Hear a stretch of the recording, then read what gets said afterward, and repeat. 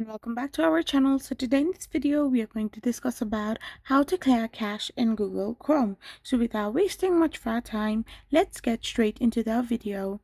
So if you're using your Google Chrome on any device, then you can simply tap open your Chrome.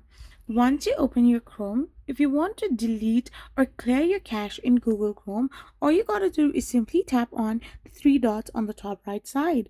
Simply tap on the three dots from the top right side of the corner and tap on delete browsing data. Once you do this, you can find different kind of browsing data that you're using. Now, if you want to delete your cache from your Google Chrome, you can select the duration as well. You can select anything like last 24 hours, 15 minutes, and simply tap on delete data.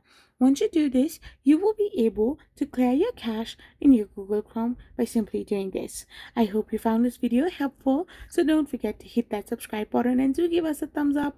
We will be back again with more informative videos. Thank you for watching and stay tuned for more interesting videos like this.